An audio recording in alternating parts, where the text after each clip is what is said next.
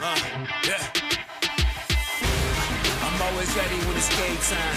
Hustle in my blood, I'ma make mines. Where I'm trying to go, it's gonna take time. You can earn your respect, I'ma take mine. In a lane of my own, I'm in the zone. Hello and welcome to Going the Distance, where we share stories of faith, sports, and everything in between. Well, NFL training camp starts this week. And one of the things that's interesting about the offseason, with all the player transactions that happen, is you never really know who's going to be on the roster come training camp. And with the collapse of the Alliance Football League, there are a lot of great players up for grabs. And wide receiver Charles Johnson is one of them. He recently signed with the Philadelphia Eagles. And he's a guy that's had to prove himself time and time again. But he knows who holds his destiny.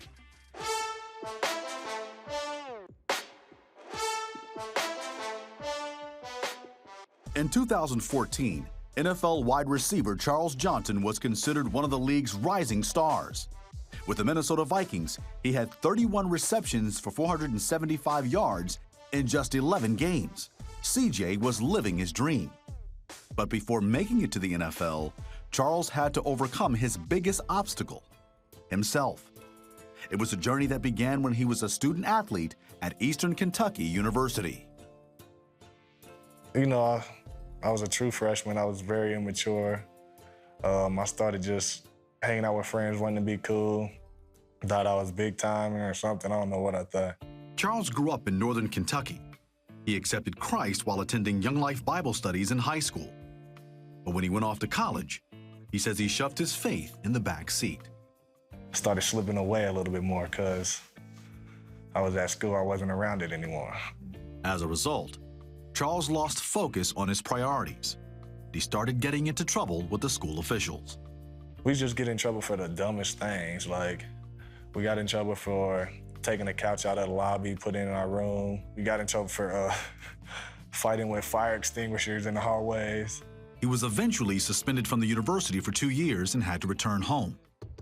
And on the drive back, he got the wake-up call of his life. It was pouring rain and I'm going about 80 in the fast lane. So once I tap the brake, I start the hydroplane, and my tail starts to spin out. I just smash it to the median. When I smash, I look back to see what's coming to hit me as I'm spinning out, and two semis, zoom, zoom, spin right by me, and I just stopped. I drove off to the side. I was crying and stuff. So what changed in your heart? What changed? That could have been the end of me. That could have been the end of Charles Johnson, and I need to really figure out, I really needed to tighten up and figure out what I want to do. It was too late for him to be added to another school's roster, and his only option was to play at Antelope Valley Community College in California. Trying to make it to the NFL from a junior college can be nearly impossible. I go through that. I'm going to school, playing ball, struggling, eating ramen noodles every day. Charles had a great year with the Martyrs, but things off the field once again derailed his plan. His girlfriend Kaylin had become pregnant. He also received news that his father was ill, and he had no idea how he was going to provide for a child or help his father. So he went to God in prayer. I prayed and let me find a way. You just give me the call in and I answer. Charles rededicated his life to the Lord.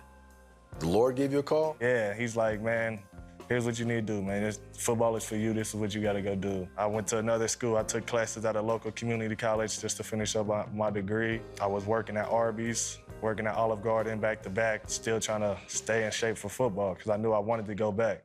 Charles earned a spot at Grand Valley State University, a Division II school in Michigan. And he knows that it was all because of the Lord.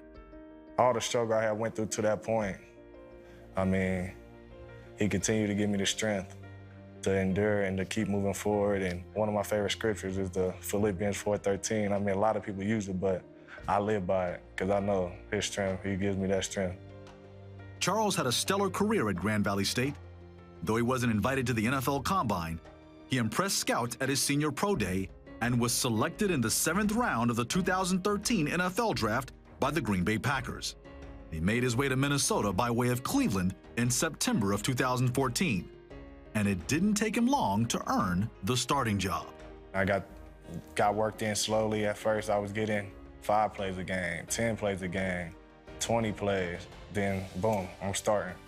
Today, CJ and Kaylin are married with 3 children. He's now with the Philadelphia Eagles. He says if there's one thing he's learned during this journey, it is that all things work together for good when you love God and follow His plan. I just thank Jesus Christ. Like, if you're going through something, if nobody else is going to be there, He's going to be there. I can guarantee you that. He may not respond the way that you want him to sometimes, but He's listening, and it's been a long journey, but He's blessed me. God may not respond the way you want Him to, but He's listening. Consider what it says in Romans 8:28. And we know that in all things, God works for the good of those who love Him, who have been called according to His purpose. So whatever path you're on, trust and believe that God has a plan for your life, just as He had for CJ. So don't give up. Stay the course. We'll be right back after this. CBN News, no filter, 24/7 news. Through the lens of faith, from natural disasters to breaking news in the Holy Land. We have access to stars in entertainment and to top newsmakers. We are fighting for your freedoms. CBN News, because truth matters. Become a CBN News member today.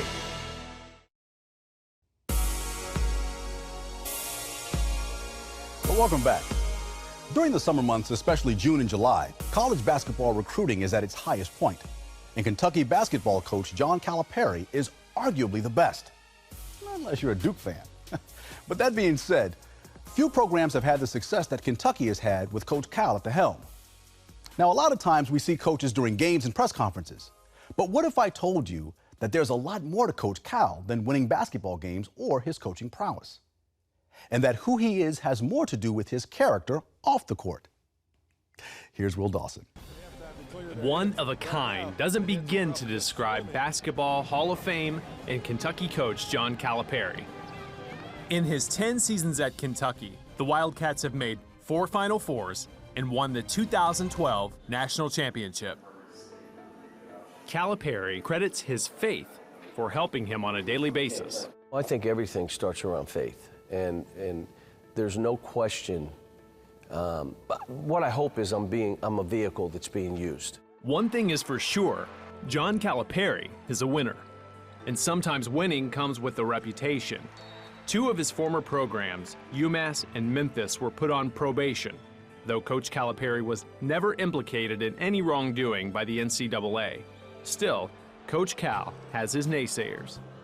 What is it about you that elicits such strong feelings? Let me say this. I know I'm not as good as some people try to make me out to be. And I'm not as bad as others make me out to be. And I never get caught up in that. Let me tell you, when you beat a team 10 straight times, they're not liking you. And they'll make every accusation they can. The only reason this happens is because of da-da-da-da-da. I sleep good at night because I know who I am. Critics may view the Kentucky program as the antithesis of college basketball, and those critics have been vocal. But spend time with Coach Calipari and you get a different perspective. Actually, it's a biblical one. Coach, Jesus said, whoever would become great must become a servant. And that's servant leadership. How has that changed the way that you coach? First of all, it's a culture that they want, that they know coming in, that you're going to share. You're going to probably score less, play less minutes, be more about your teammates than yourself than you've ever been in your life.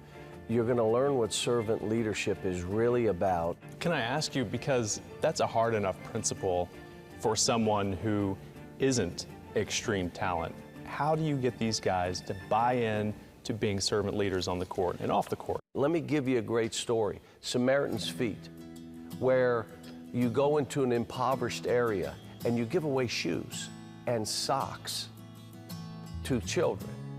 But first of all, you wash their feet. You wash their feet.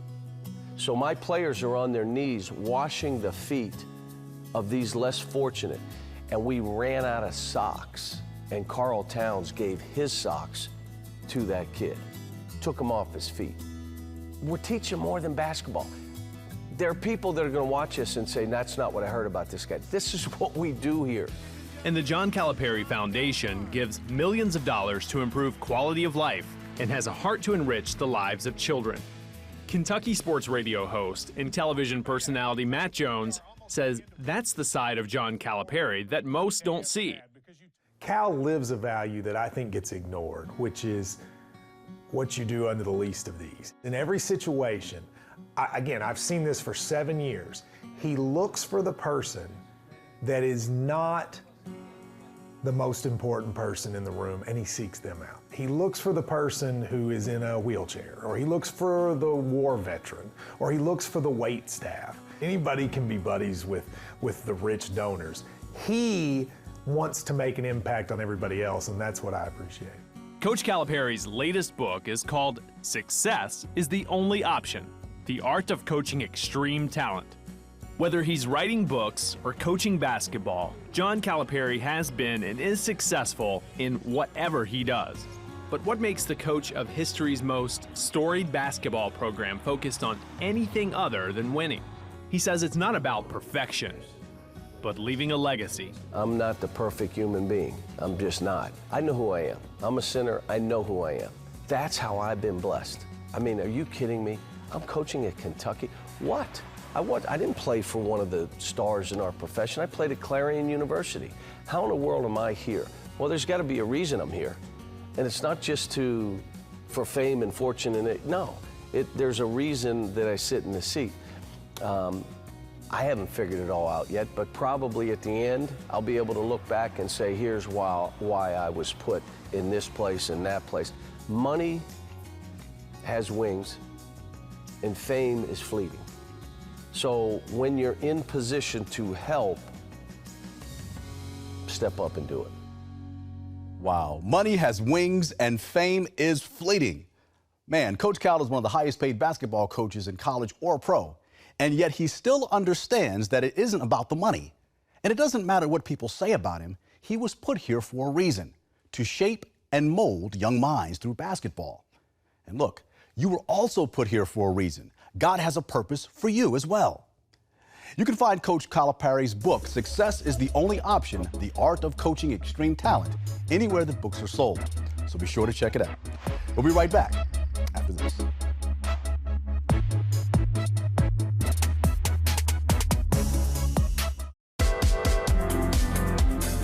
Meet the pastors who are preaching the gospel in a fresh, fearless way.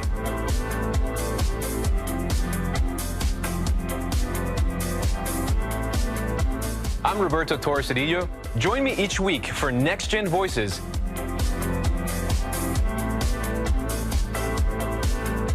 and watch God transform a generation.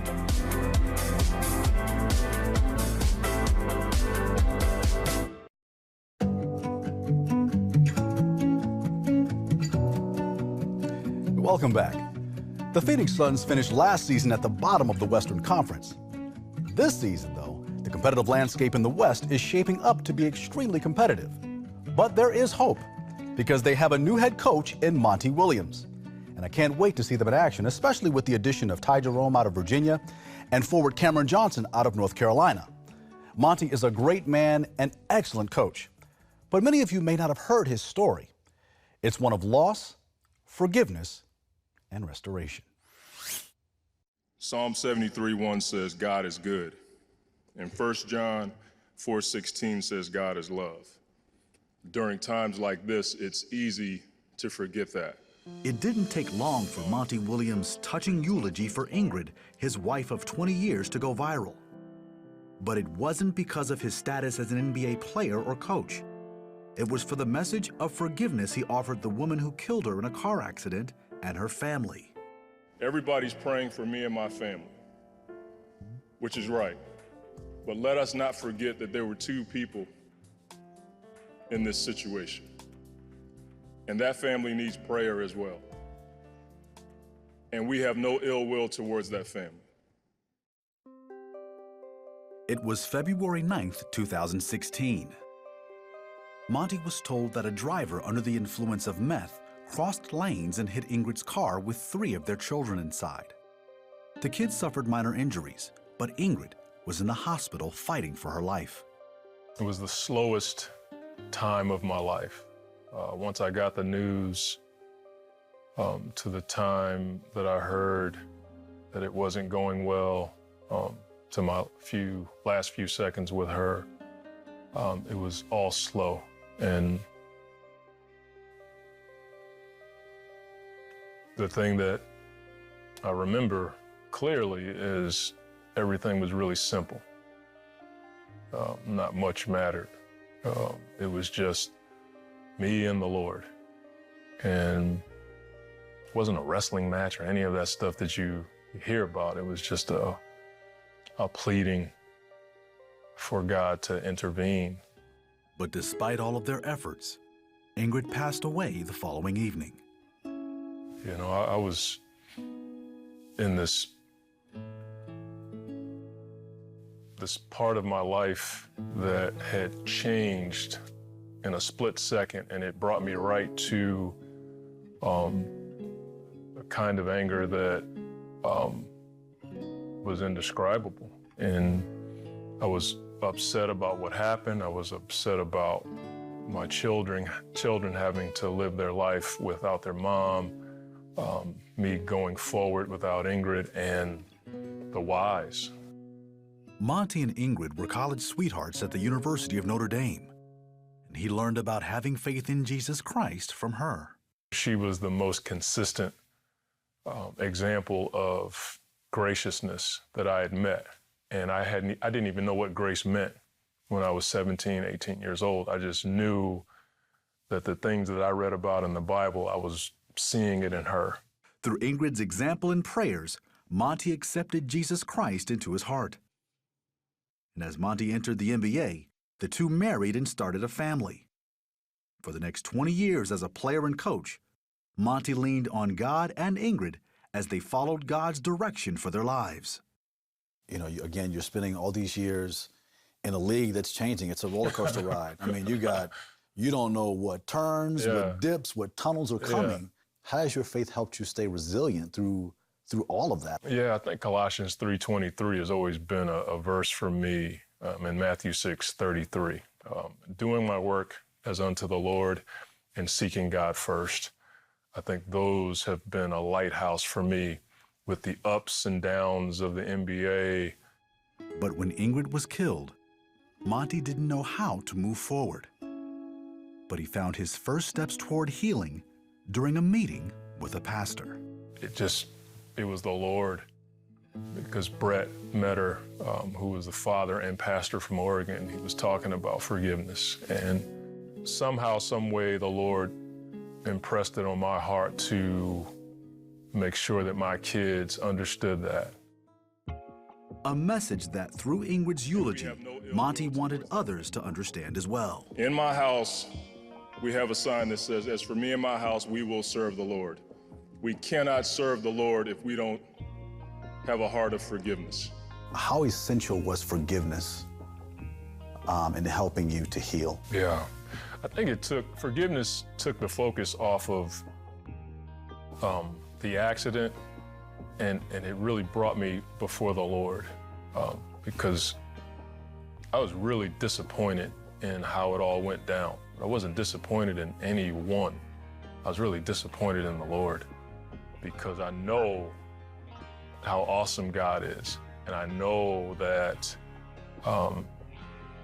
it could have gone the other way, and I just couldn't understand that, and I still don't. I don't question God. I don't question his love for me. I don't like what happened. I don't like this part of the plan. And I know that God's going to do more with what happened with us than he could do in any other situation, with or without me. And I want to be a part of it. Today, Monty is married to Lisa and currently serves as Vice President of Basketball Operations for the Spurs organization. And as he continues pressing forward, he's using every opportunity to lead people to Jesus Christ. What message has the Lord given you to give? Gosh, I think quitting is okay. Just don't stay there. You know, it'd be easy for me to sit here and say that I've been strong through this whole deal, but that's just not the case, man. I've had days where I just gave up, and the Lord picked me up. The strength that he provides, you know, we're able to continue to go forward, and I want that to be the message out of all this is how God brings you through all of the stuff. So to be able to share that with my kids and God using that through us to do whatever he's going to do in the kingdom, that's an awesome thing that I can't lose sight of. Powerful, just powerful. Look, for a lot of us, forgiveness is just hard to do, but it's necessary. Like Monty said, when you allow yourself to forgive, you take the focus off of what happened and place it on the Lord. And that's where you find comfort and strength to move forward. Consider what it says in Colossians 3:13. Bear with each other and forgive one another if any of you have a grievance against someone. Forgive as the Lord forgave you. That will help you to move forward through a difficult time. Monty said, it's okay to quit sometimes, and I agree. Just don't stay there. Pick yourself up, trust in the Lord, and continue to press forward. We'll be right back after this.